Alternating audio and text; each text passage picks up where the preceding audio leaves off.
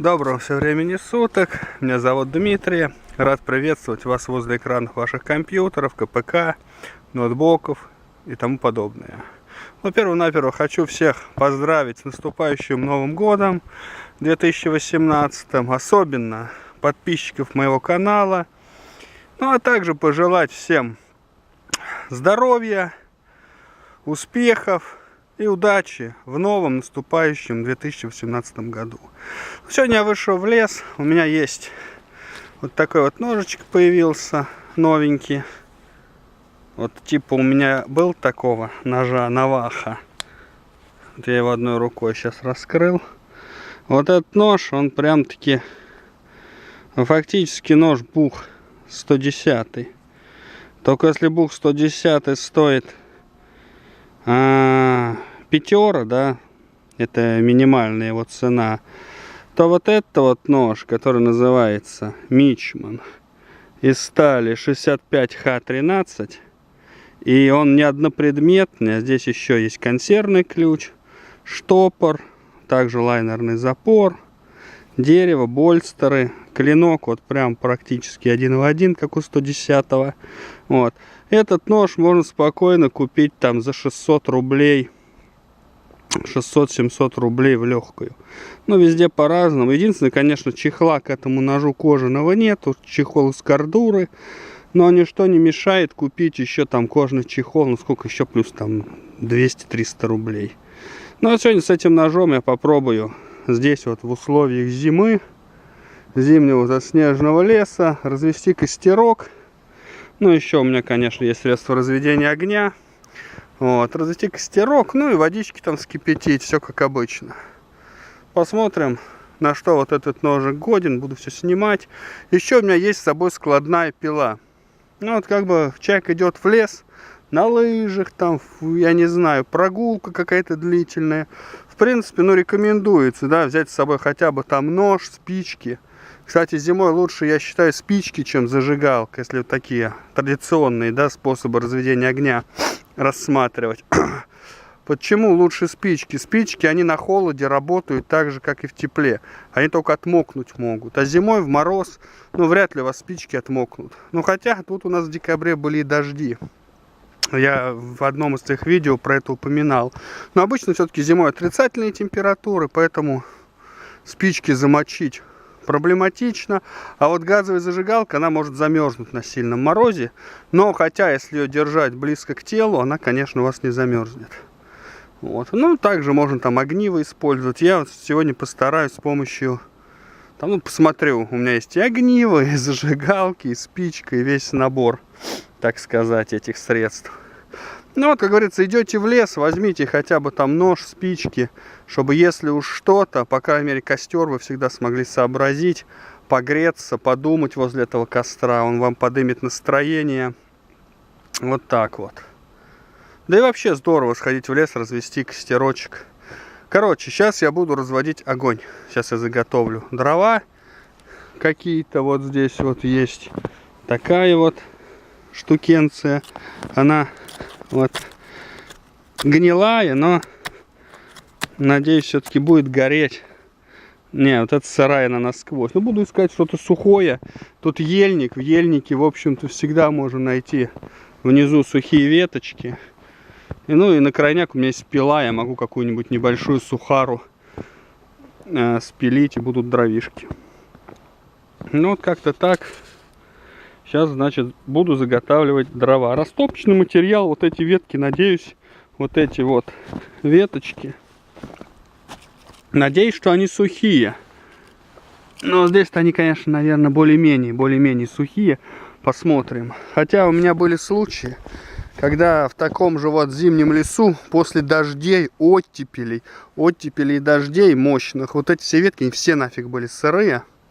И костер удавалось развести только если спилить сухару, из нее изнутри наколоть, ну, понятно, лучин там, смола, береста, все такое. Эти ветки, они просто вообще не горели. Из них можно было выжимать воду. Ну, вот как-то так. Ну, вот какое-то время прошло. Я с помощью вот этой вот ножовочки, конечно, можно и руками ломать, но, как я уже говорил, вот этот весь хворост, нижние ветки, они не сухие, они влажные. И ломаются они сейчас плохо. Мороза нету. Сейчас нулевая температура. На морозе, конечно, вода высохнет, будет ломаться хорошо. Сейчас около нулевой, они именно гнутся. А вот этой пилкой так вот берешь ее, ну вот примерно так вот ставишь, джбук отрезал, очень удобно. Ну вот, если сейчас думаете, что сейчас спичку туда сунул, это все загорелось, во. Ничего сейчас так сразу не загорится, надо подготавливать. Надо сейчас поискать либо смолы, либо где-то, ну, березу. Вон здесь есть небольшие такие березки, можно немножко коры надрать. Вот, и настрогать щепок. Потому что весь этот материал, он сыроват. И с не спичкой, тем более огнивом, его никаким не разжечь. Вот, сейчас, значит, готовлюсь дальше. То есть костер в таких условиях, он требует определенной подготовки. Сейчас вот поджигать, это только спички убивать, просто тратить или зажигалку. Ну, или мучиться с огнивом. Там искрить просто по-тупому. Вот, поэтому сейчас немного... Вот смотрите, я сейчас для разведения костра взял немножко у березы коры. Вот это безопасный для березы способ снятия коры. Прорезается не до конца. Но надо убедиться, что дерево, кора толстая, хорошая. И вы видите, кора осталась. Я снял только старую кору. Молодая, вот она здесь осталась, она дерево защищает. Снимаем только вот такую кору. Вот так кору заготавливали на Руси крестьяне издревле. То есть снимали кору с берез, и березки были все ровные, вот без таких вот струпьев. Уже если регулярно, вот так аккуратно снимать кору, у них даже инструмент такой специальный был, лентами снималась кора. Вот именно со стоячего дерева. Дерево не рубили. И вот этих струпьев не было. Кора вся была вот такая гладенькая и хорошая. На этом месте, если вот ее все аккуратно снять, потом здесь опять нарастет ровная красивая кора. Вот, то есть здесь дереву никакого урона не причинено. Потому что, видите, не до луба. Луб это такая зеленая заболонь. Просто сняли мертвую кору. Вот так надо снимать. Ну, смотрите, с помощью чисто рук я вот сейчас сделал здесь такой первоначальный настил. Под низ потолще положил веточки. На низ вот эти вот, так называемый порох. Это капитально отсыревший порох. Сейчас я буду вот с палок уже состругивать стружку. Надеюсь, что она будет более смоленистая. Ветки еловые должны быть вот эти толстые смолистые. Вот. И уже сюда они у меня пойдут. И потом еще берестой все это дело усилю. Ну и буду поджигать там спичками, наверное. Не знаю, может огнивом попробую. Сейчас буду, значит, настрагивать.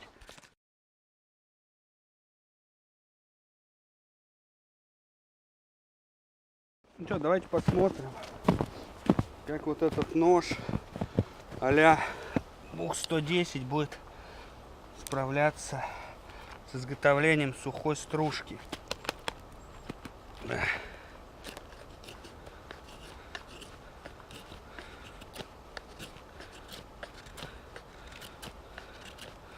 Ну что, строгает.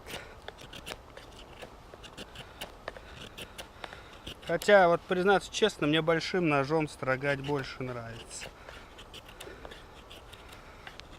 У большого ножа инерция, что ли, есть какая-то. Ну-ка, стружечка у нас. А вроде сухая. Ну, елки-кора, она все-таки не береста, конечно, но защищает от такой вот с капитальной сырости. Я вот сырую кору счищаю не в костер.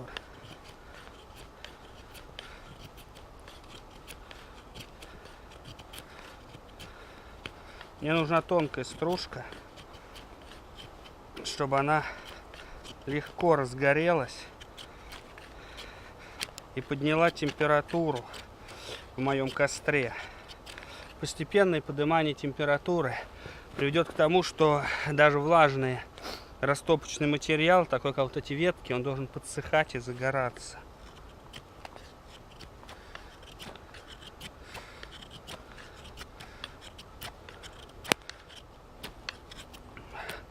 Ну, то есть вот без ножа какого-либо в лесу вы вот таких вот стружек Ну вот, смотрите, вот такие вот стружки. Ну, чем вы их сделаете? Не знаю, там осколок от бутылки. Опять же таки, бутылку надо иметь. Ладно, не буду в свое время, ну, говорится, время эфира занимать. Сейчас я настрогаю их побольше. Ну вот я заготовил щепу, то есть стружку. Вот наша береста. Она пойдет под стружку сюда, вот под низ. Она, конечно, тоже влажная. Но, как вы должны знать, береста за счет дегтярного дегтя, то есть который в ней содержится, она даже сырая горит. Это обыкновенные спички. Лучше взять сразу 2, чтобы не рисковать костром.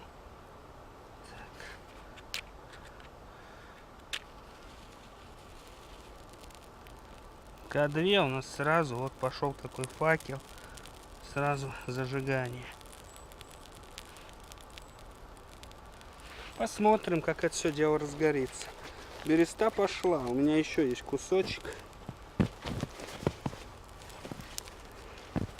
Сверху буду подкладывать этот материал, который называется порох. Как я уже говорил, он очень-очень такой отсыревший. Конечно, не хочется мне прокоптиться.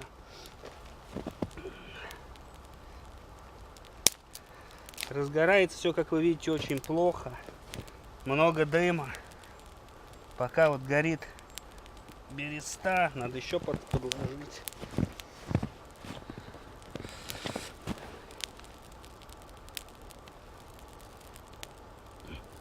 Даже береста тухнет, кстати говоря, ребят.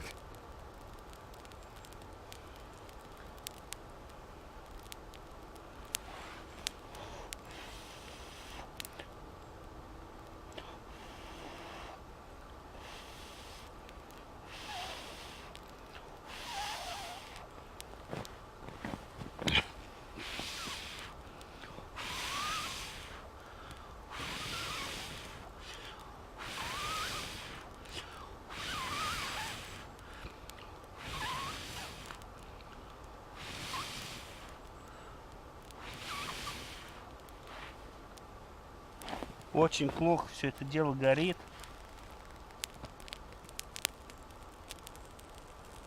С огромным выделением дыма.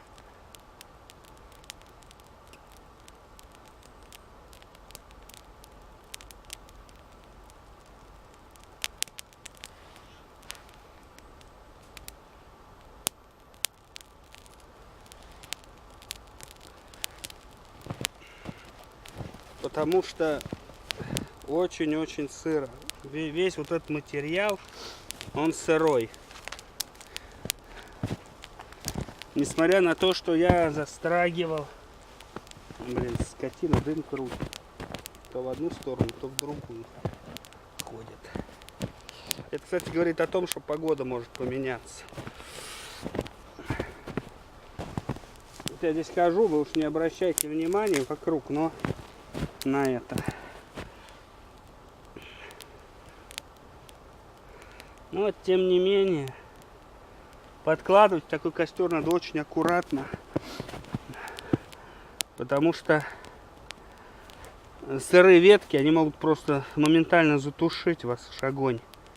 Надо давать разойтись. Вот видите, он туда пошел вниз, вот в наш настил, который мы наложили. А если бы его не было, он пошел бы туда в снег, и сейчас бы уже потух. А у нас настил из этого, так сказать, пороха, а под ним еще толстые ветки лежат. То есть до снега еще дело не дошло. Огонь не дошел. Вот.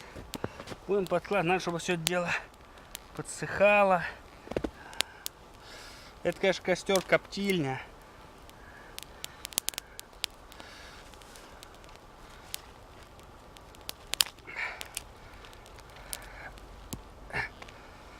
Поэтому лучше всего, конечно, в лесу иметь топор, что-то такое, чтобы можно было сухару надо валить в таком лесу. Из сухары делать костер. А вот из этого, из всего, это не костер, а анонизм. Он горит очень плохо, потому что вот эти дрова, они очень-очень сырые. Конечно, его удастся разогнать, зная вот эти вот простые навыки. То, что подложка обязательно хорошая, то, что настрогать надо. Ну, то есть без ножа, совсем без ножа. В сыром лесу только с одними спичками туго будет, если топора нет. Топор есть, проблем нет, как говорится. Топор, спички есть, все. Тут уже ни о каком выживании речи нет. Речь идет просто о жизни в лесу. А вот если топора, так сказать, не предусматривается, то, ну, по-моему, видно, да, что костер худо-бедно разгорелся. Сейчас, конечно, его потушить-то можно, но уже у него внутренний жар появился. Сейчас я сюда вот такие большие положу. Относительно, конечно, большие. Чтобы они уже тоже начали подсыхать. Кладите дрова именно с той стороны, где у вас пламя идет, чтобы они сразу начинали подсыхать в таком костре. Вот в эту сторону класть их глупо, потому что гореть они там не будут.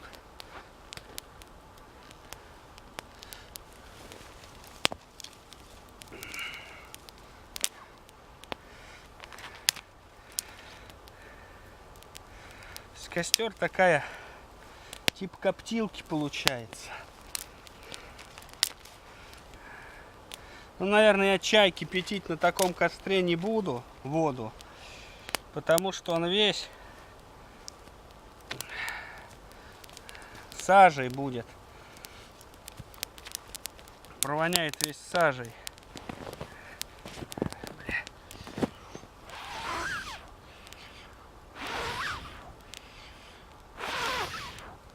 Постоянно приходится подраздувать его.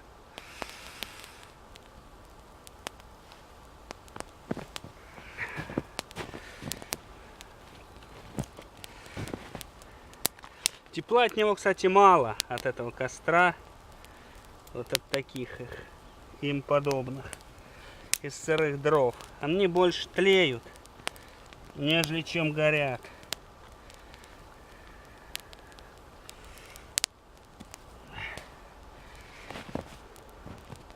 Ну, наверное, отключаюсь. Видно, да, что костер горит. По-моему, видно. Ну да, костер горит. Все нормально. Удалось с помощью ножа и пилы одной развести костер. Но костер неполноценный. Возле такого костра даже обогреться, ну, его очень долго надо разгонять. Поэтому идете в лес. Возьмите складную пилу и небольшой топорик. Или складную пилу и большой нож. Тогда вы сможете напилить полежков, сухары, расколоть их. У вас получится костер практически без дыма, а не такая вот коптильня. Ну вот, в общем, и все. В конце, как всегда, хочу вам пожелать, чтобы вы почаще выбирались на природу. Фу, дым. По поводу и без повода. Вот смотрите, здесь все в дыму. Война в Крыму, все в дыму. Почаще выбирайтесь на природу, по поводу и без повода. Ну и самое главное, чтобы эти выходы вам всегда приносили положительные эмоции. А с вами был Дмитрий, канал Бушкрафт от Дмитрия. Показал вам нож Мичман. Нож похожий на нож Бух 110, но более дешевый и трехпредметный. И костер вот из сырых дров. Вот он сейчас разошелся. Но, как я говорю, мне такие костры не нравятся. Это дымари. Этих комаров распугивать, которых сейчас нету. То есть такая вот система. Сейчас домой приду, от меня будет вонять как от скумбрии копченой. Ну ладно, всем пока.